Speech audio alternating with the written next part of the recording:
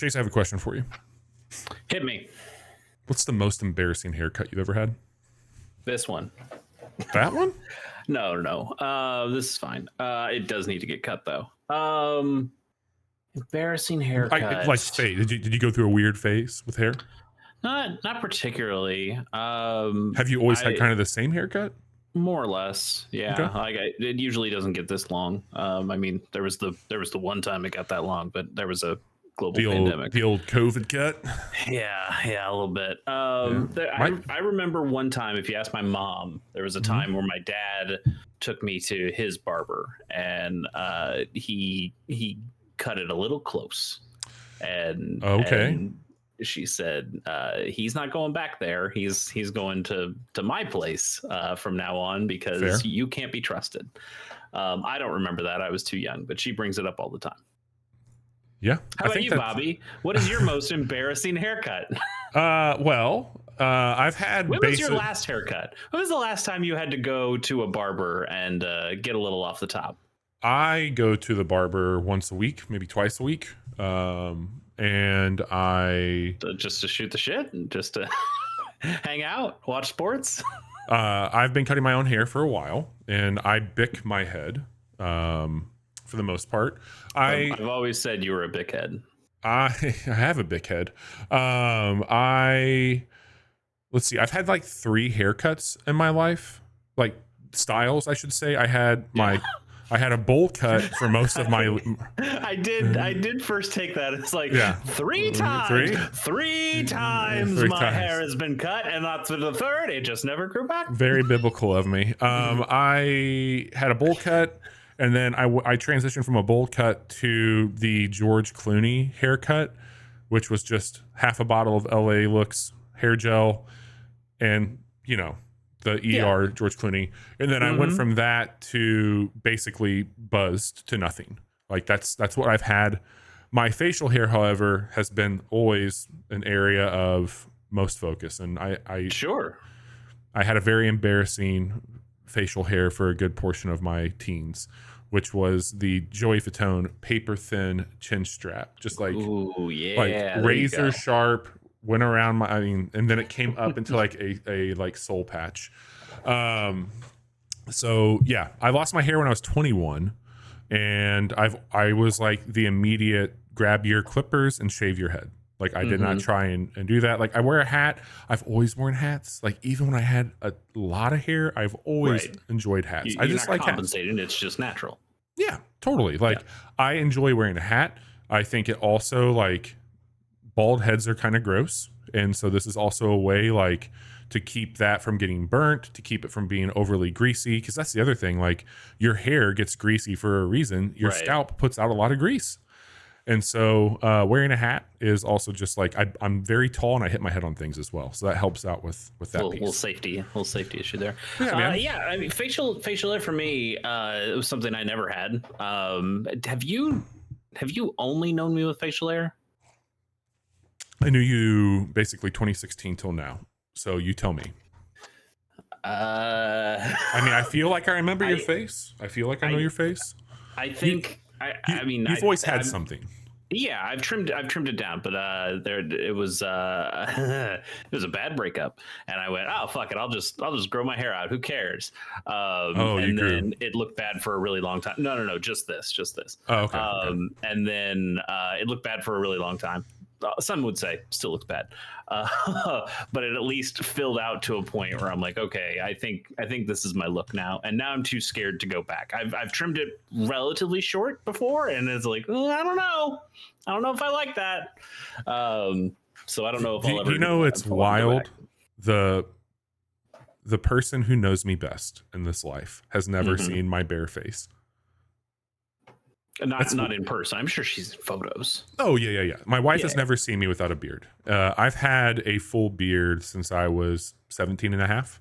And so like I've been rocking a beard since 2003, 2004. This is it's gone. Basically, it's hovered around this length. I let it go a little bit longer in the winter, but she's never seen me without it. And I've never seen my dad without a mustache. Yeah. It's weird. Now let me ask you, bringing that up. Would you ever just be a stash man? Yeah, I don't have the face for it. What I mean by that is I have a very round face for anybody who's listening to us. I feel like a mustache it's like you look like the Pringles can, in my opinion. If you have my face with a mustache, but what do you mean? That's a classic look. It's bald with a mustache, and that's the other thing is like I understand that that would be a choice for me, a bald man with a mustache, like a very very Anthony Fantano of me, but I do think that mustaches are kind of in right now again. I think especially with the Zoomers, a lot of those guys are doing mullets and mustaches, which is great. Yeah. But man, I don't know. I feel like the thing about being bald is, but not by choice, of course, but through history, it's one of the oldest hairstyles. It's one of the oldest hairstyles, and that it's kind of a lack of a hairstyle. Yeah. But yeah. I kind of fantasize about just being a stash man at some point. You could pull it off. I might. I think I've got a little too much chin fat going on, where it's like I need to hide my hair. I think you could do it. I think you might even be drawing more attention with the chin. You never know. Yeah, it's possible. But like I can never get this shit to connect. It doesn't get full enough to actually connect. He's talking about the mandibles of his mustache to the summit of his goatee. No, for audio listeners, I was talking about something very different. But like the stash actually does okay. So I think you should do it. If I actually took care of my facial hair for once in my life, maybe it could look okay. But it's now, it just looks like this. A good friend of mine's a pilot. He's actually a captain. And Johnny's not a pilot. No, I said good friend, not bad friend, acquaintance. And as a pilot, that's basically one of two options: clean shaven or a mustache. And I can always tell in the fall when Lenny's flying because he's got his mustache, and it's very funny. Well, my good friend Nestor Cortez of the New York Yankees also has those two options: clean shaven or mustache. Fair. He's not actually my good friend. He's just on my fantasy team, and he's also hurt, so he's not even really on the fantasy team. But he's got a nice stash. It's always something I appreciate, and things that you should appreciate. The Casual Hour. This is episode 340. It's August 30th. Johnny is not here. You're welcome. Johnny's not going to be here for a few weeks. We've talked about that ad nauseum at this point. We decided he needed some time off. We needed time off. There aren't any games that he is excited about that are coming out these days. So.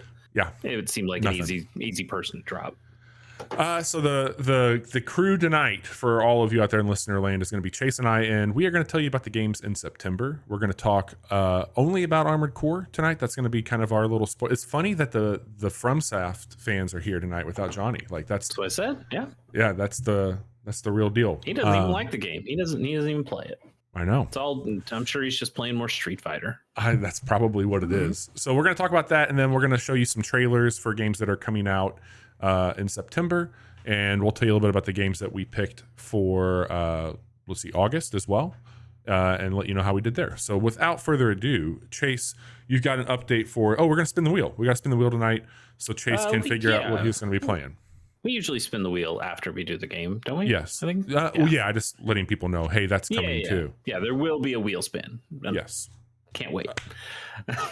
So we teased it. You got another update before Armored Core, but we'll get to that. Yeah. I did. Speaking of the wheel, I did finish my. Well, I guess it wasn't the game that was chosen last month, but I did finish the game I played last month, which was Famicom Detective Club: The Missing Heir, which I played instead of to AI the Somnium Files. Good. Which Smart.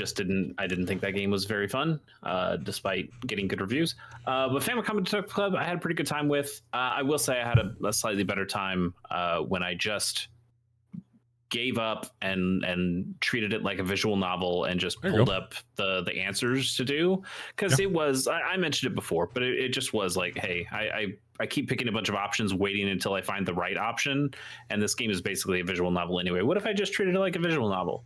And then I got through it really quickly and had a good time. In fact, I'm considering playing the second one because if I can play it that way, I think it would just be a solid. Do it your way, baby. Time. Do it your way. So finish that. Pretty short game, especially when you basically just cheat. But even then, it's kind of just trimming off a bunch of the fat of choosing things where somebody's just going to go, and then send you right back to the answer choices that you had. So whatever. Hell yeah.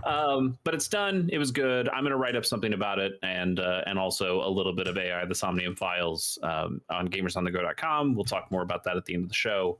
But looking forward to that, and keep an eye out for that. So with that out of the way, let's talk about From robots. Software.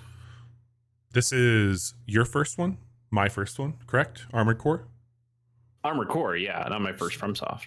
Yeah, not my first FromSoft game, but maybe the first FromSoft game that I feel very confidently to say I like. Do you feel like you can say that same thing? I think it's the best FromSoft game that I've played, but that's not saying a whole lot, since I wasn't the biggest fan of Dark Souls and Dark Souls 2 when I played those. I think those are the only other two like this one though, right? I do. I'm having a pretty good time. I kind of oscillate between thinking this is the coolest shit in the world, to thinking this is just okay. But it's, you do feel like a badass in this, don't you? You can. You can feel real cool, and you can feel real cool in a lot of different ways too. I don't want you to. I'm going to ask you, and like I know you like to elaborate, but you can't. I just need a yes or a no. That's all I need from you. Is this what it's like to enjoy mecha anime? Yes or no? Not really. Okay. Good. Then I don't have to watch anything. Fantastic. Yeah. So I'll just jump out on that, saying I agree with you. I think Elden Ring, I respect all the Soul stuff. It's just not for me. Elden Ring, I thought was going to be the game that did get me. I did not think an Armored Core, especially the 6th one, would get me, but here we are. Well, from all accounts, this is a very different game than Armored Core 1 through 5, and whatever spin-offs they've done of Armored Core. Essentially, you're still building a mech, you're still putting on, right hand weapon, left hand weapon, shoulder weapons, you're choosing your legs and things like that. But you're still going through kind of discrete missions, and you'll get money based on the missions that you do, but then you'll also get less money with the expenses of the ammo costs and things like that. Those things are relatively universal for the games, from what I know. But what I've been hearing is that this is just much more forgiving than those games were. They were a little bit more punitive in the kind of the From Software style, typical of hey, you can use this big nuke, but it's going to cost you like half the money that you would have made from the mission in the first place. So your choice. We don't want that. So yeah, I'm finding it to be certainly more approachable than most FromSoft games. I haven't found it to be too difficult, and this is not me bragging. I'm listening to you. I'm just trying to find, my headphones might die, so I'm trying to find my cable while you're telling me that. Okay, so fair enough. Don't mind me. I'm here. I'm just trying to find a cable. So I'm not trying to brag here when I'm saying I haven't really found it being too difficult, because there are certainly times where the game is hard now, and now you go through this boss fight and you play it 5, 10, 15. I think on one of them I'm sure I played it upwards of 20 times, and you go, okay, I've hit the wall. I don't know how the hell I'm supposed to beat this. But then you get to tweak your setup a little bit, and you get to choose some different weapons and go, okay, well, what if I try this combination of weapons? Maybe I should try something that shoots a little bit more rapidly, so I'm doing constant damage and trying to get the stagger meter, because this game, similar to some Dark Souls kind of stuff, has a stagger mechanic to it. If you do enough damage and can kind of break their poise, and then you can do what are called direct hits, which do extra damage. So it is kind of just balancing, okay, hey, maybe I need to go for a speedier build now, so I'm going to change the legs. If you go for a speedier build, though, I can't use my big cannon, because that's going to overburden the legs. So now I have to switch out that stuff, and I think on it, like, that's probably the best thing I can say to his credit, is they make it really easy to just jump back in and and say, okay, I lost. I can restart to this checkpoint. I can Yes. restart the whole mission, Yes. or I can go to the assembly shop and I can just tweak my build a little bit, and then I can go right back into that checkpoint. Yeah.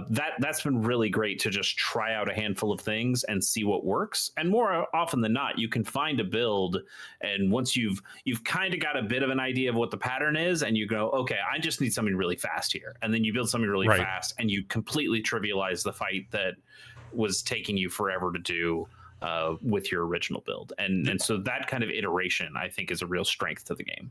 I would agree. I'm loving all of those things, and I've been thinking a lot about it because I've seen, similar to what you're alluding to, the tweets and the stuff where it's all like, yeah, you just got to get into your build. You just got to figure out your build. You got to figure out your build. And I'm like, that's cool.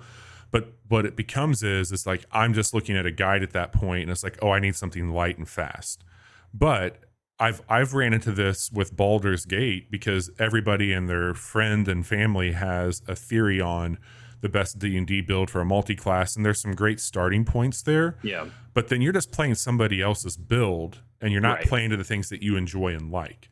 And if you are doing repetitive tasks in gaming, a la a fighting game, a la Souls games, etc., I think that it's important that while you are min-maxing your build, you're doing it in a way that you can say, at the core of this gameplay mechanic, I'm using a weapon I enjoy, or I'm using a strategy that I can get behind. Because I was running into that.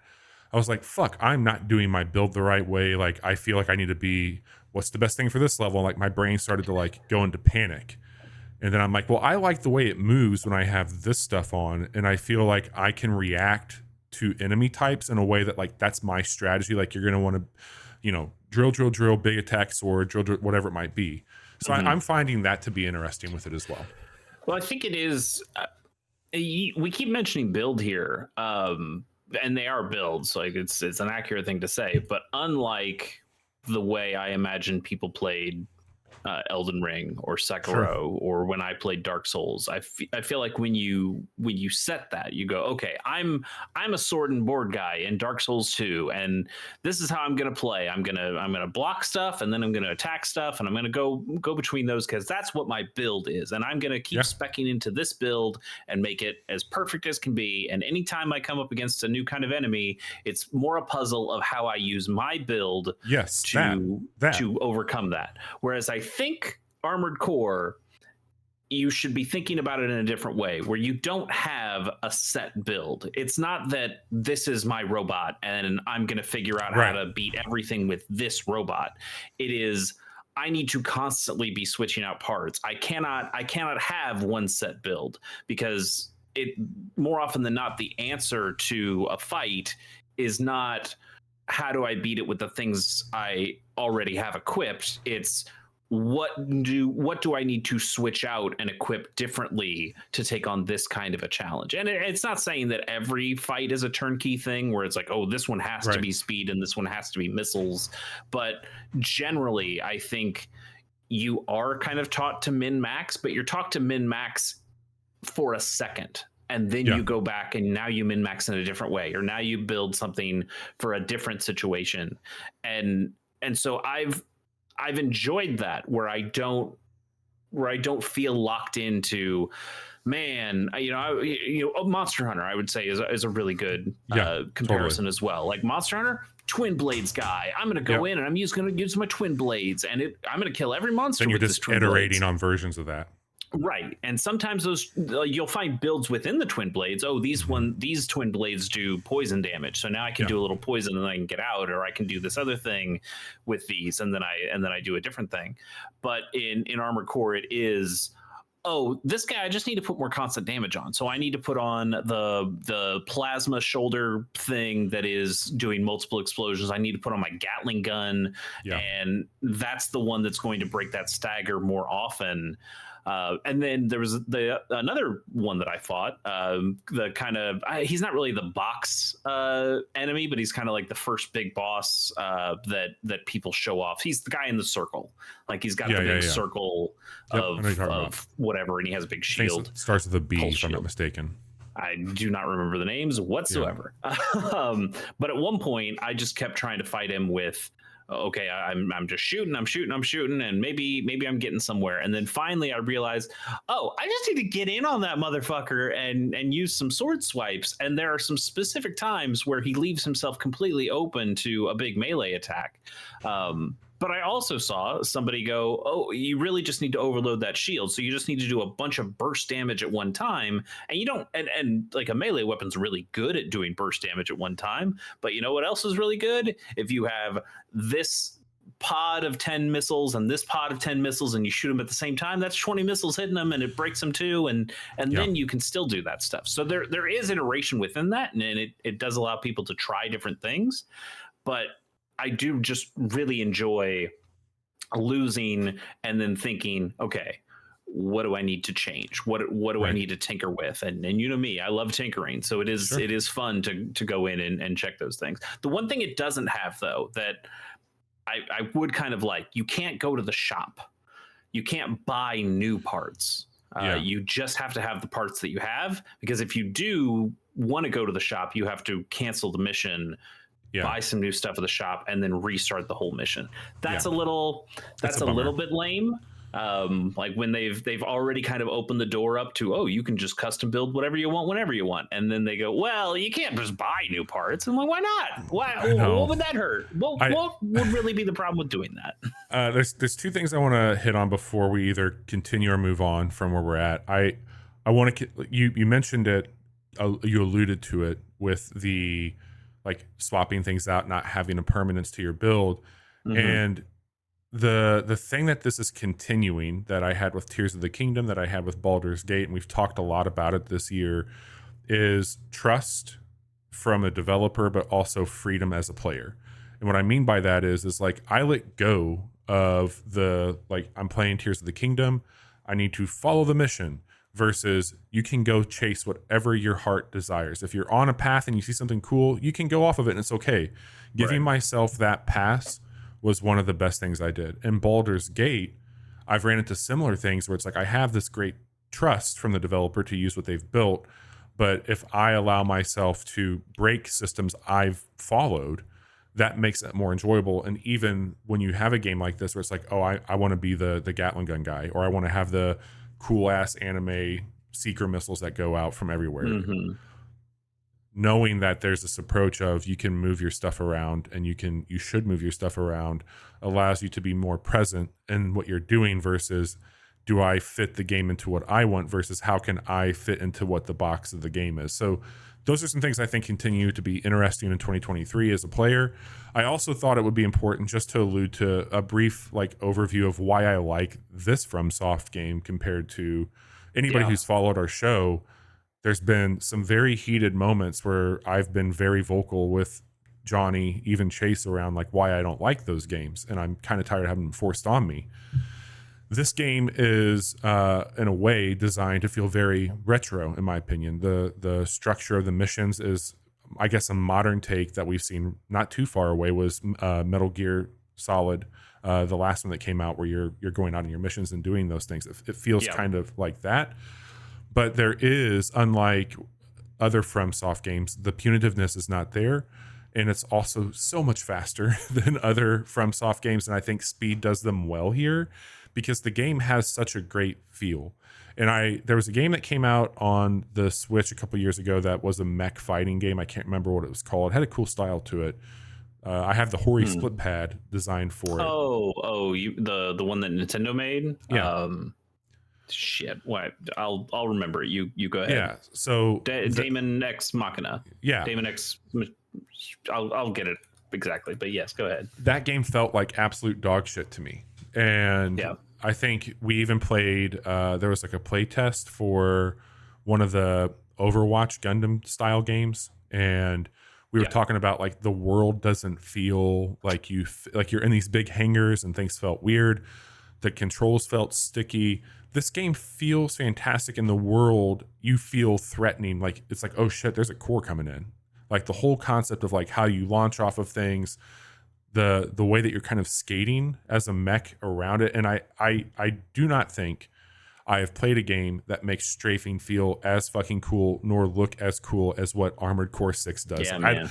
I don't think there's a game out there that does it better. And that's a bold statement. Maybe Zone of the Enders, which is like a Kojima made anime mech game. But seeing some, I've never played Zone of the Enders, but just seeing it, and you're like, okay, there's some pretty smooth mech action going on here too. But I agree, like just having all you have to do for PlayStation where I'm playing it, you hit the circle button to put on like, okay, now I've got like my regular boost on, so I'm not being a big stompy guy, but now it's like, okay, now I'm moving. If you watched Mobile Suit Gundam, they move like the DOMs, where you're just kind of gliding over the arenas. Fluid as fuck.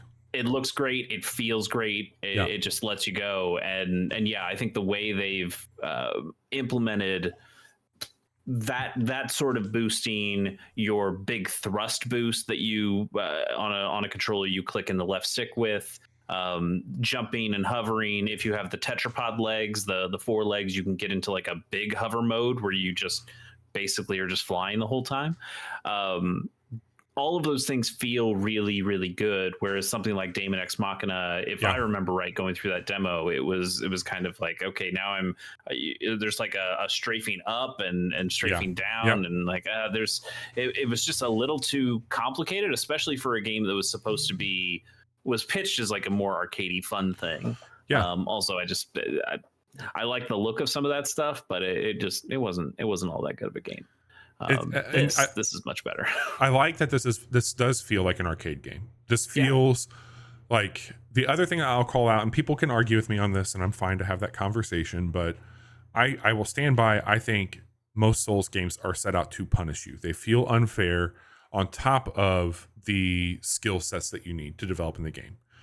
I think that the world sucks for that. What I will say is Armored Core feels much more like Nintendo hard. And for those of you who understand that reference, it's like not as challenging as I thought it would be in some areas, but what they're trying to do on a design, in a theory, especially in the boss where they're throwing all hell at you, that is how it used to be in Metroid. That's how it used to be in Mega Man. Like, some of those things stand true here. They're just hard games, and you have to get good. You have to recognize patterns. You need to know movement. If you understand that stuff, you can beat it with any build in the game. You might have a harder time, but you can still do it. Yeah, I mean, I know there are going to be Souls players out there who say, "Oh, there's patterns to these bosses, and you learn the bosses just the same way." But I do get your point where the world, just like walking around, feels a little bit more punishing, and I believe that is, FromSoft playing with their players a little bit of, oh, you think this is going to be here, and now we're going to swerve you on this thing, or oh, here's this boulder that's gonna run you down. And for some people, they'll just laugh that off and go, oh, you got me. And for other people, it's like, man, fuck, it took me forever to get up here, and now you just hit me with this. I got to go back and get my souls. Go do it all again. Right. So I get that. And talking about the structure of this game, I think this is why I'm liking it more than any other FromSoft game that I've played. Is it just does have that quick structure. It almost feels like a handheld game in this way, because each mission is really going to take you like 5-10 minutes to do. If you did it all in one go and you just beat it, it takes you like 15 minutes max. But for the most part, most of those missions are like 5 minutes. Now you get to a hard boss fight and you keep resetting and resetting and resetting. That's going to take you longer. But for the most part, the missions are real quick, get in, get out stuff. Yeah. And I just really like that. And I've learned this about myself. I was telling you about this over the last weekend, but I know I've talked about open world games and just not connecting to them as much these days. And I think Armored Core is just making that even clearer to me, that having the big openness of something like Elden Ring, which, while it can be very freeing to some people to go, oh, I was going to fight this boss and I found it too hard, so I just decided to go this other place instead and do this other thing. That's cool. It's nice that you have that utility around you. But for me, when I play games, I kind of want to get in and do a thing, like do the thing. Sure. Where where you talked about with Zelda, giving yourself that opportunity to just kind of fuck off and say, oh, I'm gonna allow myself to go do this little side thing. Those can be fun. And I definitely, when I was playing Tears of the Kingdom, did that all the time. But I also had this feeling every time I turned off my Switch after a session of Tears of the Kingdom, going, yeah, I didn't really accomplish the thing I was setting out to do today. Sure. And that's for some people, that's the exciting part, is that, oh, I discovered this other thing I wanted to do, and I found these other things, and I was exploring around this here, and I like, oh, isn't that cool? But for me, it's like, I want to go and play the video game, and having a structure and Armored Core going, you need to take out these 6 targets, and you get in there and you do it, and then you come back and you get your money and you get to go on the next mission and do that too. That sort of structure, I think, just appeals to me more. And I get that. It's not that Zelda is wasting your time, because you're enjoying that time when you're exploring, but there definitely feels like an efficiency of time that my brain seems to appreciate when I'm doing more of the mission-based structure of Armored Core. I think that's why I feel Satisfactory is one of the best at what it does. And the reason I'm calling that game out of many is it's very open. It's a survival game. You're automation. Well, not really survival. You're building shit, but you're fighting stuff. Anyway, I'll be building out a factory, and it's like, okay, I've got these tasks tonight. I need to optimize this area. And then I go to do it, and I'm like, oh, fuck, I don't have this. I don't have this resource. And then it's like, you need to go get it. And then it's like, I'm exploring. I'm getting that itch scratched. And then as soon as I get it, it's like, all right, back to the factory. And then I'm head down building out my factory. So that game, I think, is really good at balancing if you enjoy both. But if you don't like any of those things, like, it's not going to be great for you. But I understand, I think, objectively speaking, what you're after when you're asking for it. And I do like the mission-based criteria. I think that's a really cool thing here. I can literally grab a mission, because I've been playing this on handheld, and it's brilliant in handheld. You called it that earlier. It works really well in my Ally. If I get off of a call and I've got 5 minutes, I used to like watch a few videos. I'm like, you can probably just run through another mission again and have some fun doing that, and be good to go. Whereas with Zelda, with Tears of the Kingdom, I would go, oh, I've got 5 minutes. The fuck, I'm not gonna play Zelda. Yeah, because no way. I need to set like a whole Saturday, because I'm gonna set one mission for myself, and I'm probably not even gonna touch it, but I'm just gonna go in that direction and find all the stuff that I want to find as I'm doing that. Where yes, with Armored Core, it's, oh, let's just pick up some Armored Core, and I played like 3, 4, 5 missions today. That's some good progress. I played a video game today, and that scratches my brain in such a better way, because I'm just kind of that kind of gamer. Whereas some people are going to really enjoy just trotting along with their horse in Red Dead Redemption 2 and seeing what comes to them. And for me, I think I just appreciate more of get in, do the thing, get out, and have a good time.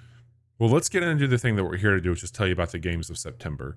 Yeah. But before we can do that, we've got a wheel to spin. We've got to do a recap here. Is it wheel time? Is that where we're at? I think we're at wheel time. This is Wheel Sports with Bobby Gumbel. I would really, really like something I can play on my analog pocket. That would be my hope. Okay. Let's see what we get. Let's see what we get. There's like 88 games on this. Scary time. Could be anything. Okay. Hypnospace Outlaw. Okay. That's something on a Switch. It's not on the pocket.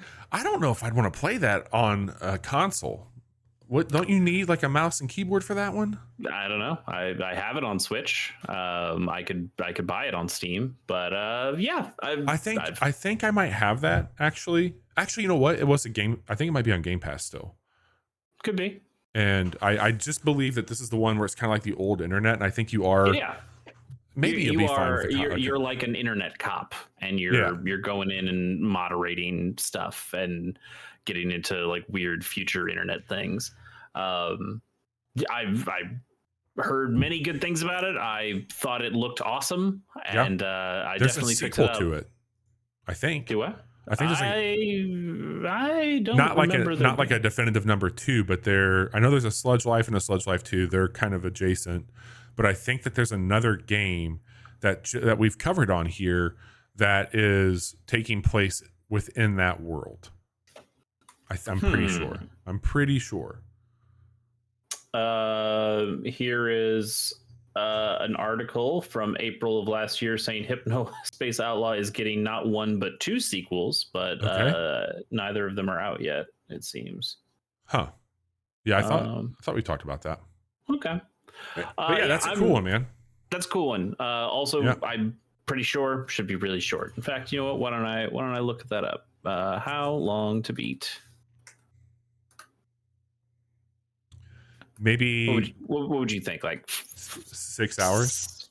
Yeah, I was thinking like under 7 for sure. So, Bobby, you are a genius. 6 hours for main story. Boom. Main story and extra would get you 10. So we'll see if how much extra. Maybe we can find a reason to do something with your analog pocket for a quick look back, just to give you a reason to dust that thing off.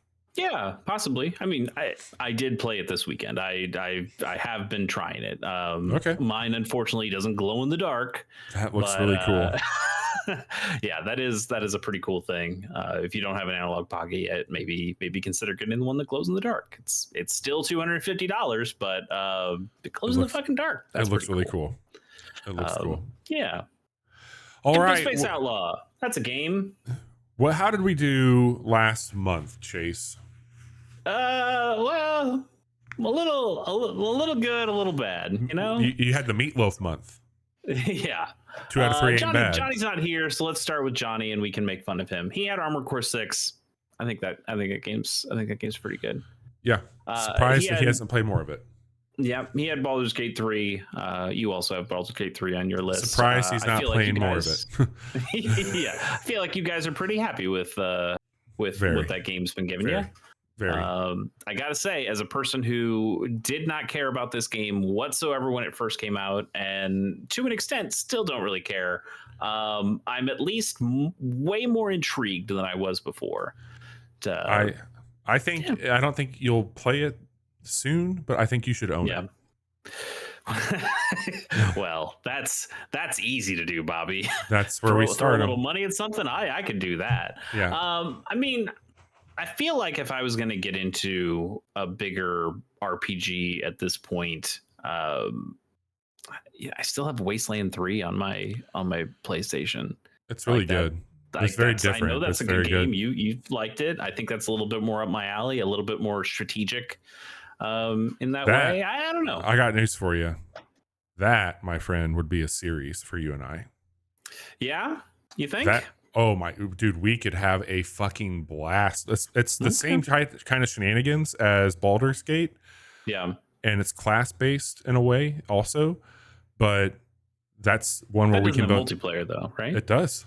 Oh, it does? Oh, yeah. Interesting. That's what I'm saying. Like we could actually do why don't we look? I'll look it up. Okay. I'll look it up. I know it's on the wheel somewhere. And hey, the wheel is not there to stop me from playing games. It's there to facilitate me playing more games. So we can certainly play other games on the wheel before they get rolled upon. So that's not a problem. But yeah, I imagine you have that game on PC, and I definitely have it on PlayStation. I had it on. I had it on Game Pass. On Xbox? Oh, okay, yeah. It is crossplay. It might be on Game Pass still. It's crossplay on PC. So if you have different stores, but we could not play. Right. But you know what? Like that game, I could probably find dirt cheap for PlayStation. True. That's true. And if you were serious about playing that game, and if you were serious, it would make for a hell of a series. I'll tell you that. I do like a good series. I know we have a series that we're just about to start, so that we're both pretty excited about too. That won't be a very long one though. I can't imagine. It'll be more than. I think Wasteland would be a longer one. Yeah, for sure. Yeah, let's pencil that in. We'll see how we feel. I would love to kill Robot Reagan with you. Well, it sounds like a great time to me. So, yeah, man. I don't know why we haven't thought about that one before. That's pretty good. That could be cool. Let's get back to the list here. His previous month was Atlas Fallen, which that was the that was the one by the people who make Souls-like games, right? Yes, yeah. I think it came out pretty middling. Does not surprise me. Again, I think it had a really good trailer when we watched it before. I was looking at that and going like, again, the thing we mentioned on last month's preview was, why hasn't anybody been talking about this game? Because it looks like a game that should be talked about. It's got a 64 on Metacritic. Nice. Yeah. Nice. Yeah. Yeah. I mean, their games have not, like the Surge and things like that. They've not blown the doors off anything. Lords of the Fallen, I think was another one. They're not making the other one that's coming out. That's a completely different studio. I don't know if that's really? like yeah. That's interesting. The new one that's coming out is not them, which is strange. Huh. Yeah. So yeah, you and Johnny had a couple hits and a big miss, but I'm sure you and me, we were 100% hits all the time, baby. I think so. So Bobby, you had Baldur's Gate, you had Armored Core. Yep. You had Adore. What's Adore? I don't even remember Adore. That's the one that's like a creature collector kind of. It kind of looks like a cameo. Is it cameo? Cameo. Elements of power. Yeah, it looks like cameo a little bit. It's cool. It was very early access when I showed it to you. I think we have a quick look of it actually.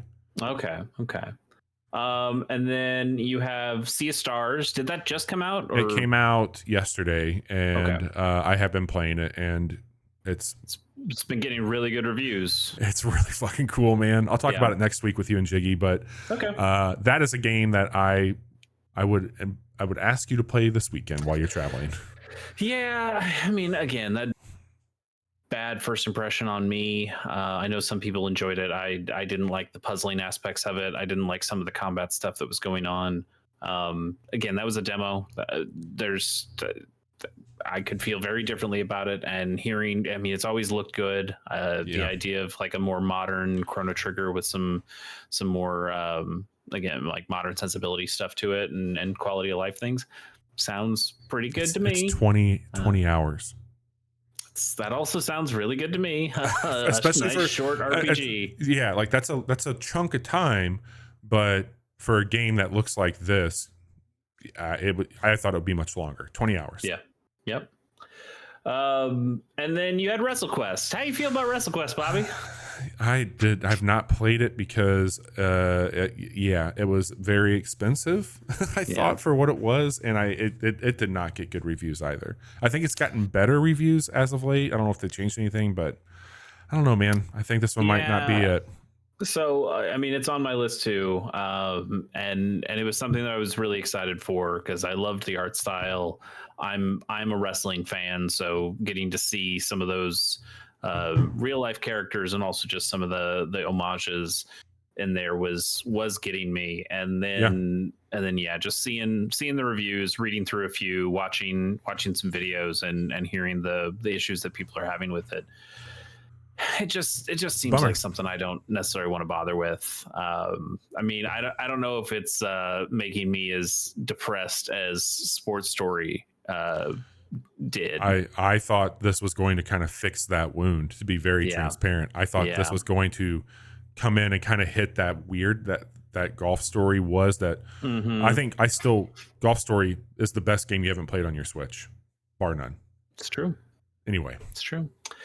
I mean, different developer, but also it kind of is scratching that itch of like a sporty RPG kind of game with a sense of humor. If you were to chase a 90s inspired turn-based combat wrestling game with people, I mean, that's kind of your shit, man. Yeah, that sounds and like honestly, it was built for me. I'm sorry, I'm not trying to backseat. That should have been an easy slam dunk. That should have been an easy slam dunk. Slam dunk's basketball. It would be an easy. Oh fuck yeah, an easy power slam, power bomb. And who knows? Sale, maybe I'll pick it up and try it. Maybe I won't be as bugged by the things that that other people were and that sounded like they would bug me. But you know, it's whatever. It's not like I don't have things to play. I've got plenty of things to play. Believe you me, because I also am playing Armored Core 6. I don't know if you heard the last segment, but playing a lot of that. For sure. And then I also have been playing the Marble It Up Ultra Deluxe really or cool. whatever the hell it's called. It has been really cool. I've been loving that. It's awesome. it is addicting in a way of like, oh, I'll just do a couple of stages, and then you do like a whole chapter's worth of stages and go, oh, okay, this is pretty cool. It does have. I'm trying to think. There was another game that I played that was it was my game of the year last year, Neon White. That's the game. Yes. It has a bit of Neon White feel to it, where the first time you play it, a new stage, it is I just want to get as fast as I can, or even it's more like I want to get through the level, and you learn the level. Okay, and now I'm going to play the level again and again and again until I perfect my time, but then you play the level again because you see some of the hidden stuff around the level, and you go, okay, that's stuff that's not there for speed running and trying to get like the best time, but that's there to really explore the space. And so fuck my time, it doesn't matter. Some thing, it was supposed to be like 9 seconds to get the gold, but now I'm going to go through this part of the stage and try to bounce around something, and I ended up with 10 minutes on this stage, which not my best time, but also that's not the point, because it is exploring and almost treating it more like a platformer, like an exploratory platformer, more than the speedrun thing.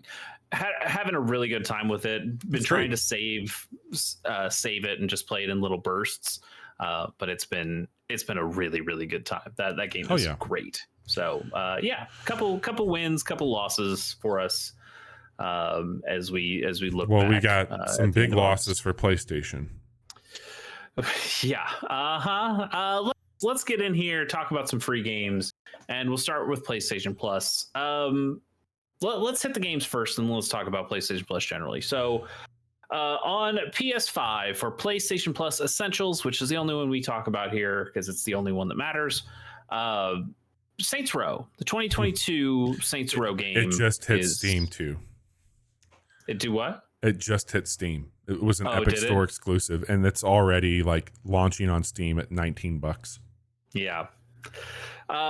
So whatever. I mean, this is 2022's Saints Row. Yeah. So for PS4 and PS5, so either console you have, you'll get that version. I don't remember it being super well loved, especially considering some of the previous titles that were very well loved. Yep. But free's free. Yeah. And then just for the PS4, I mean, you can get it on your PS5, but it's the PS4 versions. Black Desert Traveler Edition. Black Desert is Black Desert Online. That's like the Southeast Asian MMO. This one's been given around, like I think Amazon, I think Xbox a few times, Steam. Yeah, I don't know exactly what the Traveler Edition gives you. I'm sure it's some trinkets here or there. I'm just not interested in MMO at the time. And then the other one is Generation Zero, a game I don't know anything about. So it's a cool game. It came out a couple years ago. It was on PlayStation Plus, I thought maybe, or it's been on Xbox Live. It's been on Game Pass. Okay. It's like the Scandinavian Left 4 Dead with robots. Oh, okay. Yeah, it's cool. Not too bad. Yeah. But yeah, so the real news with PlayStation Plus, and they put it out in the same article when they announced the games, which I found to be I guess they're trying to. I guess they were trying to temper it. Is it? They're like, oh hey, maybe we put this game that people love, Saints Row 2022. Fucking make the medicine go down smoother. Yeah, people won't be as pissed at us when we tell them we're going to raise the rates. PlayStation Plus is going up price wise for all tiers. Let me look here and see just how it's much $20 to $40 more. If you're on the most expensive one they have, it's $180 a year. Yeah. So if you do the 12 months essential, it's $80 a year now. If you go for the PlayStation Plus Extra, it's $135, and then if you go to the premium, it's $160 a year. I didn't think the Plus and premium were good enough to begin with to get whatever they cost before. I know, dude. And I sure as shit don't think they're worth what they're saying they're worth now. We'll talk about that for sure next week in our news segment, but even here, like, it's a bold fucking move to do this on the heels of the fucking other thing we'll talk about next week, which is the PSP 2023 edition. Fucking wild. Bold. Yeah. Bold. So it's a weird time. I mean, I can tell you, I'm locked into the PlayStation ecosystem at this point for some important games to me. So I'm still going to keep my essential tier, but I'm really not happy about it. And if they keep putting out bangers like Saints Row 2022 and Black Desert Online, fuck that bundle of shit, then I'm like, I don't love that. So yeah, kind of bummers there. I will say they're getting their asses handed to them this month on Game Pass. This is why don't you go through and tell the folks at home what they can expect from Game Pass? I mean, we'll talk about it a lot, but Starfield is the big one for them. That comes out on September 1st for the early access. Gris, a game that we both liked a whole lot. Lovely game. 2017, 2018. And that is coming to Game Pass. Lies of P, that is the game we'll talk about later on, but kind of the Bloodborne style Pinocchio. Party Jesus Animals. Christ. Party Animals is coming out. You also have Payday 3 and Cocoon coming. Yeah. Party Animals, it's not made by the fuck, what's the game? Rumble, Human Rumble, or I know what you're talking about, like the Human Fall Flat. It's like similar to Human Fall Flat. Gang Beast. Gang Beast, thank you. That's the word. Yeah. So it's not Gang Beast, but it's Gang Beast. I mean, somebody made a Gang Beast with little animals. We did talk about. I remember now that would be something we would try and do on a stream one. We thought that would be a dumb stream. I totally agree with that. I would love to try it. I know it's not. I did not put it in our monthly releases list because there was a lot to get to. So I did just want to mention it there since it got brought up. Yeah, totally. But I think that game sounds kind of fun. So without further ado, let's get into the releases for September. Starting with September 1st, Bomb Rush Cyberpunk comes to PS4, PS5, Xbox One, and Xbox Series X. Great fucking reviews. People are losing their mind for this game. Yeah. It came out last month on Switch and PC. It has been getting good reviews. It looks great. I would still like to play this game. It's on my wish list, but again, I've had some other stuff going on. But if you are on a PlayStation or Xbox console, now you too can play Bomb Rush Cyberpunk like the rest of us. Nice. On the 5th, Chants of Semnar is coming to PC, Switch, PS4, and PS5.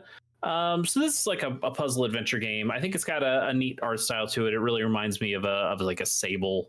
In that kind of I don't know if I'd call that cell shading exactly, but it's got a bit of a vibe like that. Yeah, Monument Valley meets Sable.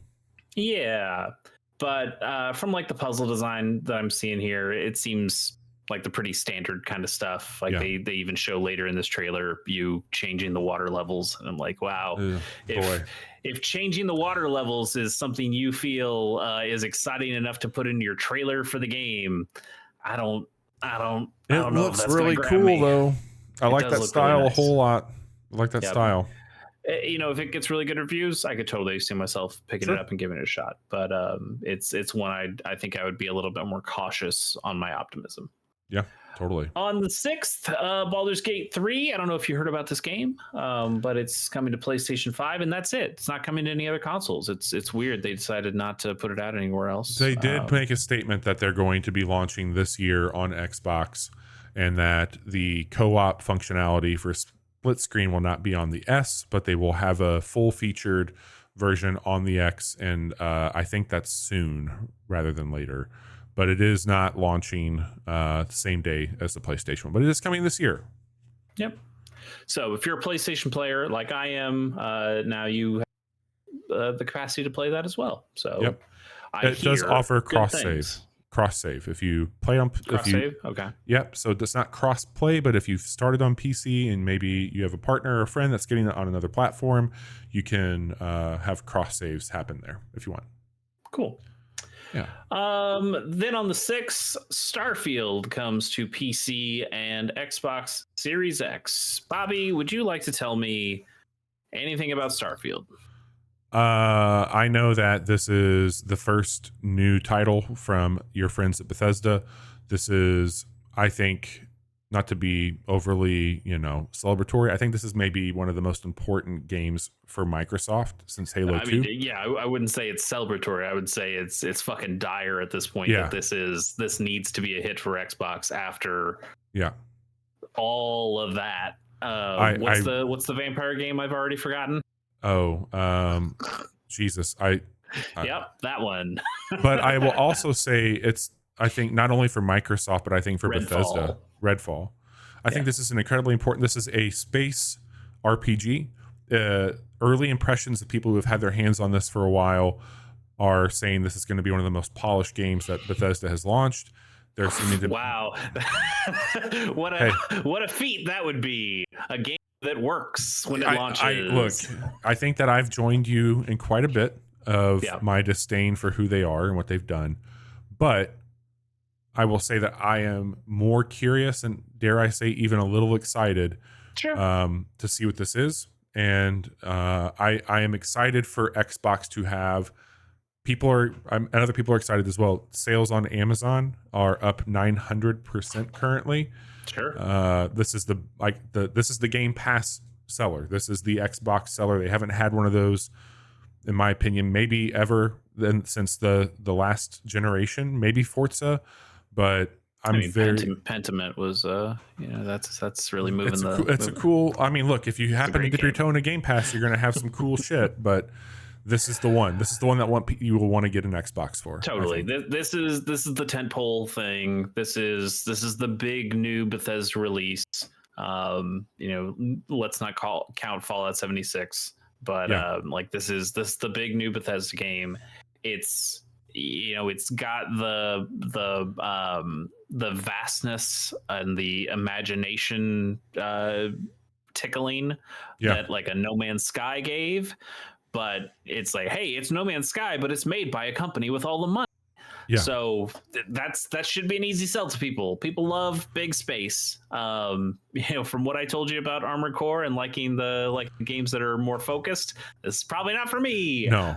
But I played quite a bit of Skyrim back in the day. I played quite a bit of Fallout 3 and Fallout New Vegas, and I'm not opposed to that style of game.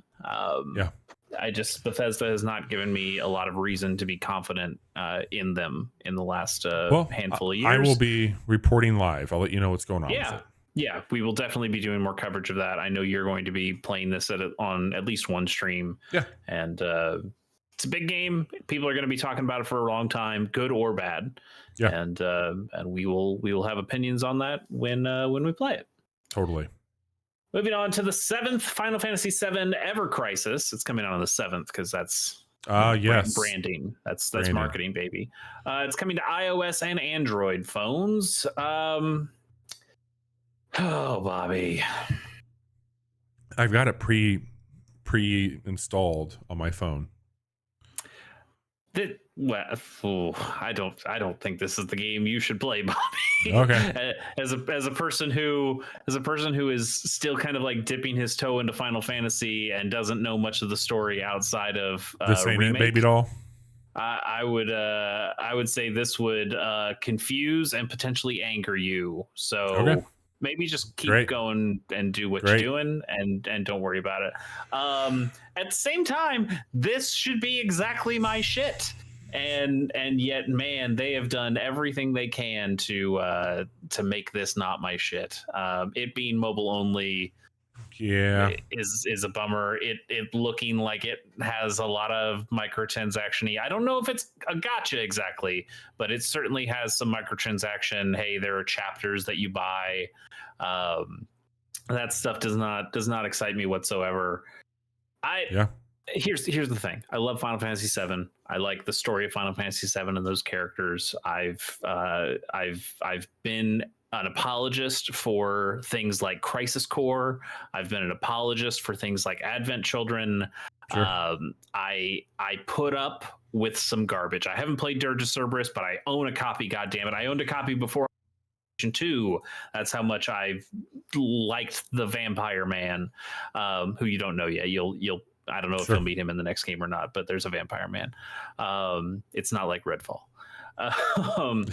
This should be my thing. Also, I like Final Fantasy 15 Pocket Edition. I think that's a cool way of representing your Final Fantasy game, kind of retelling a story in a different way. And I thought this was going to be that for Final Fantasy 7, and I just don't think that's the case. I'm really uninterested going into this, but I am still curious about what the fuck they just did. Sure. Yeah, I don't know. Let's not talk about it anymore. Let's talk about Fae Farm instead, which is coming out on the 8th of September to PC and Switch. You know, giving this a quick look, I would say this is kind of Animal Crossing meets Stardew Valley. You know, it's like the coziest of the cozy games. I think it lacks. They're starting to feel not special, Chase.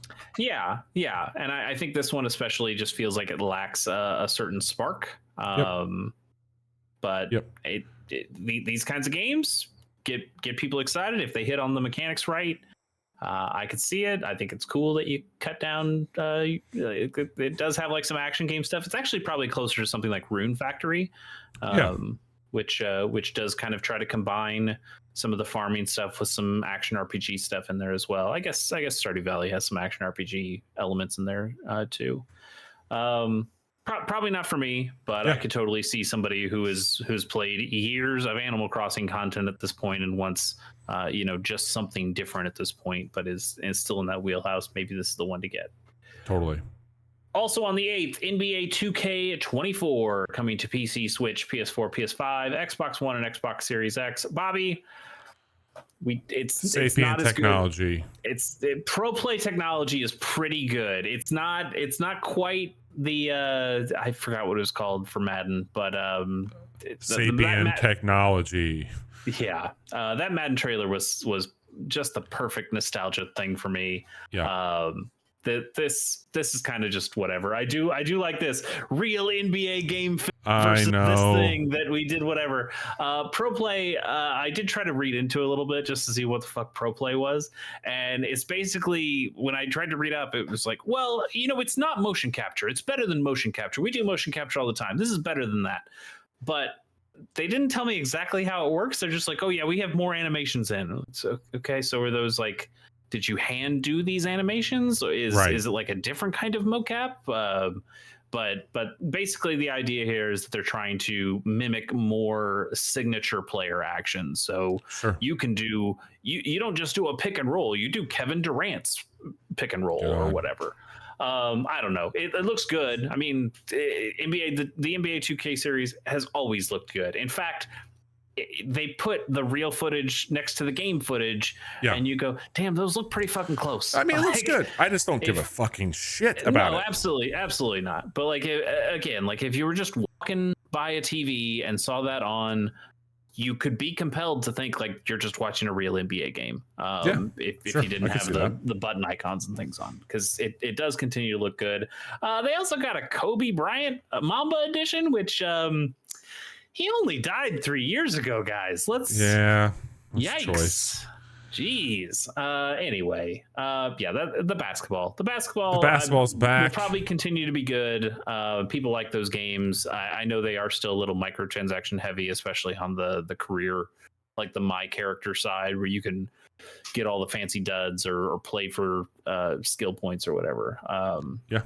Anyway, let's move on to something that certainly isn't a cash grab whatsoever. Pokemon. The first of the two Pokemon Scarlet and Violet DLCs comes out. This is the Hidden Treasure of Area Zero, the Teal Mask, which takes place in, I believe this is a new area. You're not just, you're going off the island for this, and it's kind of in a Japanese festival style themed area in town. I don't know. It looks fine. They brought back Pokemon. There's a Poliwhirl. I like Poliwhirl. Poliwhirl's a great Pokemon. I don't know, man. I am not happy with where the current main releases of Pokemon are at. Well, welcome, good sir, to the club. I think that they had some cool ideas last year, with Arceus. And I don't know, man. This game came in so hot and was doing so little that I don't know. Well, if it's, I don't know. I didn't have a terrible time. I think I grown on me slightly as I've thought about it and gotten further away from it. But I certainly remember it not blowing my socks off when it first came out, and it having some technical issues and just some of the ways that they implemented the open world and how I didn't feel like that jived with the Pokemon-ness of it all. With this being a DLC, it can be a little bit more focused. We'll see exactly how that works. And I'm still a sucker. I'll still give him my money, I'm sure. But I would still be more excited to go and play some weird ROM hack that somebody made than trying to play the brand new stuff. Chase, we've got a ton of games still. We're gonna have to pick it up. We do. We'll start going through a little faster here. Also on the 13th, See Below is coming to PC. You put this one on here. I don't know anything about it, so why don't you tell me a little bit? This is a strategy puzzle game that has a lot of Dorfromantik vibes to it. You're doing some cityscaping and you're trying to raise levels. So it does some stuff with verticality that some of these other games have not. It looks gorgeous. I think it's got a really cool, especially, cup of coffee, fall vibes. It looks neat. There's some cool puzzling stuff with it. I will be checking this one out for sure. I think we'll either do a stream at some point in time or a quick look of it as well. I would love to see a stream. Very pretty game. Yeah. On the 14th, Ad Infinitum is coming to PS4, PS5, Xbox One, and Xbox Series X. It's a World War One. It's a horror game set in World War One. Oh, I've heard of this. I have very little interest in it, but it looked good enough where I felt like we should probably talk about it. Yeah, it's got a style to it for sure. I think that it definitely is more war, but the concept of this one, I did read about it. I was like, oh, that sounds kind of interesting. And I know this time of year people are looking for some spooks. Yeah, and it's a spooky time. I know Johnny's been saying he wants to get into horror games more. Maybe this would be something he'd want to give a shot to. Yeah. Also on the 14th, I think you would just pronounce it the way the animal is, but axolotl, except it's AK, like Elon Musk's child name. Well, like the machine, like the assault rifle. Yes. Because he's an AK-zolotl. I don't know. It's a bullet like hell. Enter the Gungeon and bullet hell, Enter the Gungeon, nuclear throne. It also seems like it might have some Cult of the Lamb kind of stuff where you're going back to like a hub world and doing stuff. I remember seeing trailers for this years ago, and I've got a friend who had an axolotl, and so I remember telling him about it and be like, hey, they're making a game with the thing you like. It seems cool. It seems seems like it could be good. I mean, there are lots of games out there like this, but this could be a good one. So we will see. Yeah. Also on the 14th, the big day for games in September. Batten Kaitos 1 and 2 HD remaster is coming to the Nintendo Switch. This is a bundle of 2 GameCube games that came out in 2004 and 2006. These were developed by Monolith Soft, the same people who made the Xenoblade games. Oh yeah. I know very little about Batten Kaitos. I know it's a RPG. It's got cards, like you attack with cards. I know there's a speed run, like 100% speed run, something that took days, if not weeks, because there's like, to get the cards, there's some certain bullshit you have to do. So somebody actually like did the speed run, but then they slept at one point, so there's just like 6 hours of dead air, because that's just what kind of a speed run it is. Very, very good stuff. I also remember there was a girl I had a crush on in college who was nuts about these games and tried to get me to play them, and I liked that girl, but I Yikes. Yikes. But still, I like card games. I like RPGs. I could see myself buying these, but these games are long. These are long games. Yeah, they look like it. She was also really into Kingdom Hearts 2, so she had bad taste. Yes. Yes. Let's move on. Also on the 14th, the Crew Motorfest is coming to PC, PS4, PS5, Xbox One, and Xbox Series X. Bobby, just looking at this trailer, if it didn't say the Crew Motorfest on it, I'd if say it didn't say a Ubisoft game, Forza. this is just fucking Forza Horizon. Yeah, which I still, to this day, do not know if that is a slight against the game that they just basically ripped off Forza Horizon, or if it's impressive that it's hard to tell if this is Forza Horizon or not. Like, you guys did a great job copying that thing that somebody else already did. Yeah, totally. I have a Ubisoft Plus membership. Maybe I'll see what this feels like. Yeah. I mean, if you're like a player who obviously doesn't have access to Forza, this might be your ticket. This might be your ticket to getting that kind of experience. Again, looks kind of nice, but Ubisoft, I know like some of the original Crew games were somewhat tepidly received. I don't think they've ever been huge, but the wheels look round. They look round and like Forza wheels. It's crazy. Bobby, you talked about this one before, but on the 19th, Lies of P is coming to PC, PS4, PS5, Xbox One, and Xbox Series X. What?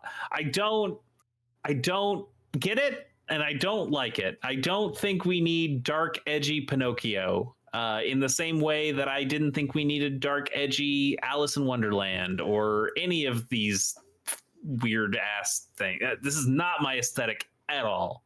I love the aesthetic. It is hard, but I think it's a lot more aggressive. You actually get rewarded if you play it a little bit more like art. I don't want to say it's an arcade, but it's a Game Pass game. I will check it out because of that. But I think I'll bounce off of this like I do other Souls likes where I'm just not getting good. Yeah, I mean, I'm speaking more aesthetically than mechanically. I mean, I also don't care. So that was already a strike against it, but this just reads like super Hulock Tumblr fangirl stuff. That is just not my thing. Maybe we'll piss off a lot of people by calling it that. Maybe. But it's not my thing at all. Speaking of things that aren't my thing, but are definitely other people's thing, on the 19th, Mortal Kombat 1 comes to PC, Switch, PS5, and Xbox Series X. He's not here to say he's getting it. I know he's getting it, but do you think this will actually break him from Street Fighter V? Because he's gonna step out here and realize that Baby Bird was not nearly strong enough to leave the nest. He might be a Chrome or a fucking tinfoil in Street Fighter. That motherfucker is going to get humbled real quick. He's not gonna have a snowball's chance in hell to do anything worthwhile on this one. I've just never been a Mortal Kombat guy. I don't like that's my fighting game of choice. If I was going to play one, this is it. I get that. A lot of people really, really like it. It's never been. I've always been a back to block kind of guy rather than a block button. Just some of the animations have never quite been my thing, but it's a series that a lot of people fucking love. And they do.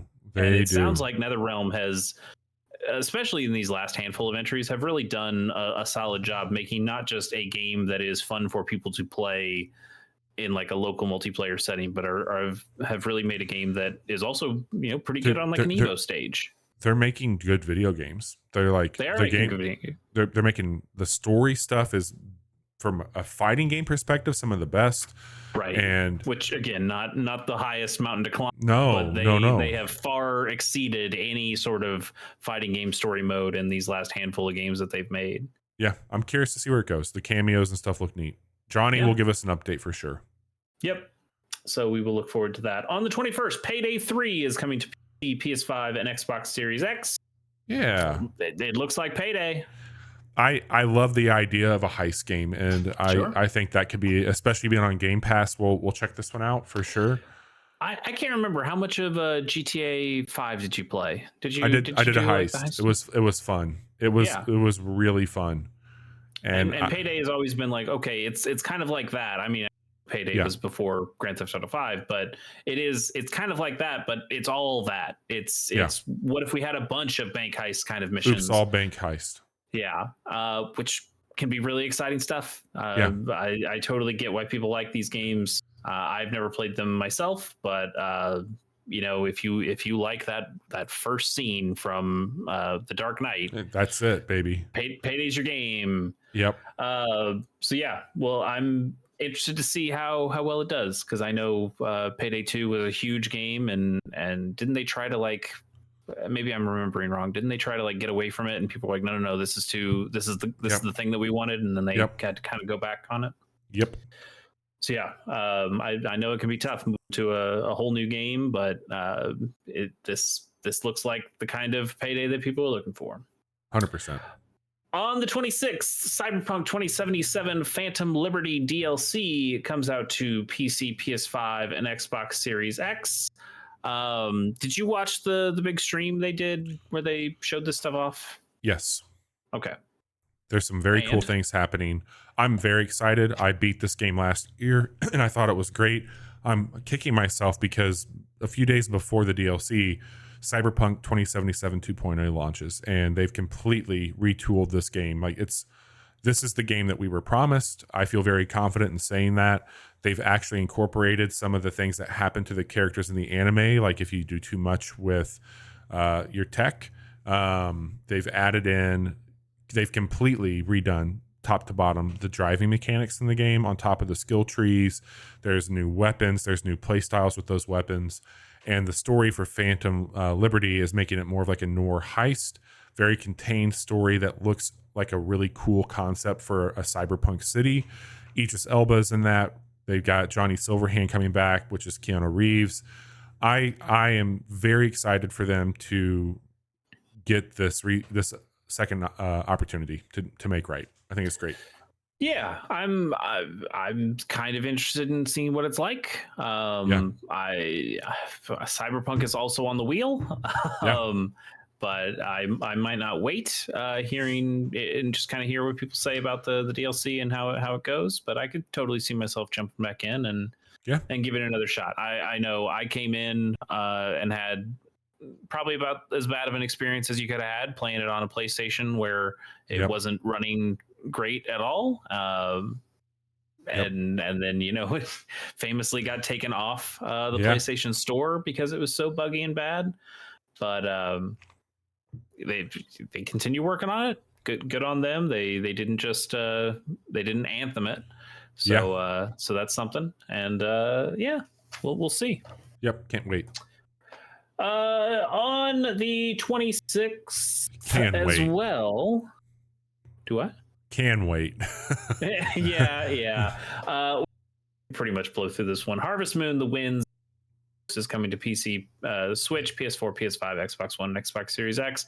I'm not telling you to go get this game. In fact, I'm telling you not to go get this game. I'm telling you that if you like the Harvest Moon games of the past, you probably know this already, but Natsume, the company that publishes Harvest Moon over here, they kind of just absconded with the name Harvest Moon because it's called Story of Seasons in Japan. Well, it's called what that would be in Japanese, but that's what it translates to. Natsume took the name Harvest Moon, they slapped it on a new series of games so they don't have to pay the people who actually make Harvest Moon or Story of Seasons. And so that's what this is. They've never reviewed really well from what I've seen, but if you are interested in trying to play a new Harvest Moon game, you should play Story of Seasons instead. Story of Seasons: A Wonderful Life came out in January of this year. And of course, if you like Harvest Moon, you've probably already played Stardew Valley, but that is one you should look into. Don't play it. You don't need this. You can do better. You could be playing Mineko's Night Market. That's also coming out on the 26th on PC and Switch. Art style is great. We've talked about this before. It's got a bit of Night in the Woods vibe to it. Totally. It's so damn cute. It seems like it's got some darker story elements to it. Seems real nice. I think this could be a cool one that might be kind of a sleeper pick. Totally. I think it looks great. 8th, Sonic Frontiers: The Final Horizon update. There we go, baby. Coming out. Yeah. Coming to PC, Switch, PS4, PS5, Xbox One, and Xbox Series X. It's a free update. There's new story content. There are new playable characters, which I imagine are all the characters you see on screen right now. Eggman, baby. I wouldn't put it past them. They've had Eggman as a playable character before. And then there are also new challenges, whatever that means exactly. This teaser doesn't really show you a whole lot, but Super Sonic goes Super Saiyan or whatever. Damn. It's tough. It's tough. Did you finish that game? No, but I liked it. Yeah, I remember you liked it. Okay. Yeah. Good. On the 29th, EA Sports Football Club 20. Who cares? Johnny's not here so we don't have to care. Let's just skip over it and talk about Cocoon, which is also coming out on the 29th, coming to PC, Xbox Series X, PlayStation, and Switch. Bobby, what's Cocoon? This is from the lead designer of Limbo and Inside. I think it's a whole new studio, but Annapurna is putting this one out. And this is dealing with some cool puzzling, of course, but we saw the trailer for this at like an E3, and you are a little person that can do some really interesting ways of like traversing. This game looks fucking rad. And like this here, you pick this thing up, and this is how you're going to be moving and shaking, and it opens up these portals. So they're going to carry that around, and now all of a sudden, bloop, you jump right through and do some awesome shit. Like, I can't wait to play this one. I'm very excited about it. This seems like it's doing some wild, imaginative stuff with traversal and puzzle, and I just think it looks awesome. Great style, great premise, trusted name. Yeah, now that I see the trailer, I remember seeing this stuff before. It does look really good. Be interested to see how that turns out. Oh, and then, finally, doesn't have a date on it, but it's been slated for September. RoboCop Rogue City is coming to PC, PS5, and Xbox Series X. Are you a RoboCop guy? Do you like RoboCop? I enjoyed it. I wasn't one of the more like, oh my god, RoboCop. Like, I was pretty young still, but he's cool. He's cool. He's a cool guy. I mean, well, he's cool looking. Yeah. I've only watched the first RoboCop. It was fine. It didn't hit me in any special way. Yeah. But he's a cool robot, man. I get it. I get it. I see it. Makes sense. Can you fly, Bobby? That's the line. I don't know if you can fly. Yeah. People can fly. I've heard that. Yeah. All right, that was a lot of games. Let's talk about the ones we think are good enough to pick up in September. Bobby, why don't you start? What are you considering picking up? Well, I'm picking up a lot this month because Game Pass is stacked. So I have the Game Pass games, which is Starfield, Lies of P, Payday 3, and Coon. But I am going to pick up that Land Above, Sea Below, and I own Cyberpunk already, so I'll be getting the DLC. And I am going to play, I don't know how much of all of these games that I have listed, but I'm going to play all of them at some point in time this month. All right. Looking forward to seeing your thoughts on all those. I had some stuff on here. Seeing Coon, I think I'd probably put that on here over some of these. But, I mean, I have Bomb Rush Cyberpunk. I put that on my wish list, like I said. That really came out last month, so that doesn't even count. So, I'll just replace that with Cocoon because I think Cocoon looks pretty cool. I think Mineko's Night Market looks pretty neat. I would give that a shot. Probably not when it first comes out. But I could see that being a game I would pick up. And then, like I said, kind of begrudgingly, but I will pick up that Pokemon DLC and report back and see how it goes. I just like catching new Pokemon sometimes. There you go, man. Let me know how it is. Johnny, what do you like? Who Johnny? Freaking cares? Yeah, fair enough. If you want to follow along with some of the stuff we got going on this week, we've got a fun time for you. We've had Haitian Tactics, I'm sorry, that came out last week, I believe. We checked that out on Monday. You can check out our prior stream right here on Twitch. We have a quick look up for Let's Revolution. Tonight, we told you all about those fantastic games come out in September. Thank you, Chase, for putting that together. Yep. And we might put our Baldur's Gate 3 quick look up tomorrow. We might redo it. We'll let you all know. And then Friday, your friend and ours, Jiggy, is going to be joining us again for more Risk of Rain 2, which that'll be a great time. We had a lot of fun last Friday. And that's what we're up to this week. Next week, we're going to kick off a new series for Casual Monday. So come back for that, which will be the Pokemon trading card game via the Nintendo Switch services. Chase, how are you doing? What do you got going on? Tell me all the things. Like I mentioned earlier in the show, for these wheel spin games, the backlog roulette, I try to write about each game that I play for each month. So this month I will be writing something about Famicom Detective Club: The Missing Heir, and a little bit about AI: The Somnium Files. I'll get that article put out probably sometime within the next week and a half or so. We'll see. Nice. But you could go to gamersonthego.com and read that, and read about the previous games I played for this year of backlog roulette stuff that's going on. I've got some other podcasts that I do that are all kind of on hiatus right now, so don't worry about those things. But follow me on Blue Sky. There you go. That's where we're at now. All three of us and the show. Yeah. Seems all right. It seems like a platform that is trending upward, yes, which is more than I can say for some platforms. Yeah. Thanks so much, Chase. You always do a great job with this. Everybody, thanks for watching. We will be back live Friday night with our friend Jiggy for Risk Rain 2. Take care.